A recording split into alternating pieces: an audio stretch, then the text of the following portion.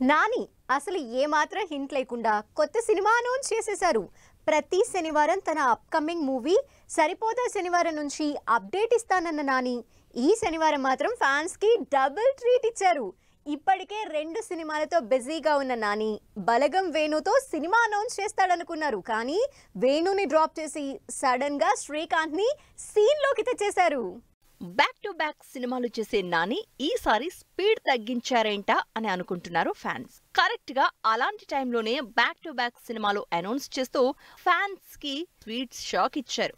ఇప్పటికే 2 సినిమాలతో బిజీగా ఉన్న నాని లాస్ట్ ఇయర్ ఇదే టైంకి థియేటర్లో మోత మోగించిన దసరా సినిమా డైరెక్టర్ శ్రీకాంత్ ఓదెలతో మరో సినిమా అనౌన్స్ చేశారు.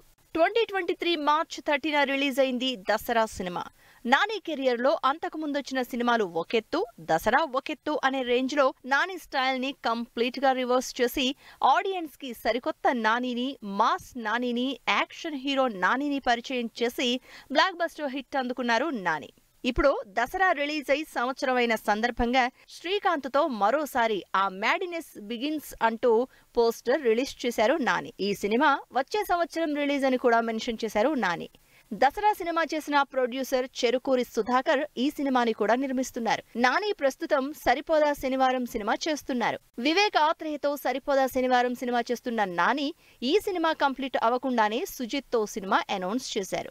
ఈ సినిమా కూడా 2025లోనే రిలీజ్ అవుతోంది. ఈ 2 సినిమాలు అయిపోయాక బలగం వేణుతో సినిమా చేస్తాడన్న టాక్ నడిచింది. కానీ సడన్ గా శ్రీకాంత్ సీన్ లోకి వచ్చేశారు. లీడర్ అవడానికి ఎలాంటి ఐడెంటిటీ అవసరం లేదంటూ పవర్ఫుల్ లైన్స్ తో రిలీజ్ అయిన పోస్టర్ తో నాని, శ్రీకాంత్ కలిసి ఈసారి ఎలాంటి విధ్వంసం చూపిస్తారు అని వెయిట్ చేస్తున్నారు ఫ్యాన్స్. ఆల్రెడీ దసరా, హాయ్ నాన్నతో ఫామ్ లో ఉన్న నాని సరిపోదా శనివారం సినిమాని ఆగస్టులో రిలీజ్ కి రెడీ చేస్తున్నారు. ఈ సినిమా కంప్లీట్ అయ్యాక మిగిలిన సినిమాలతో బిజీ అవుతారని తెలుస్తోంది.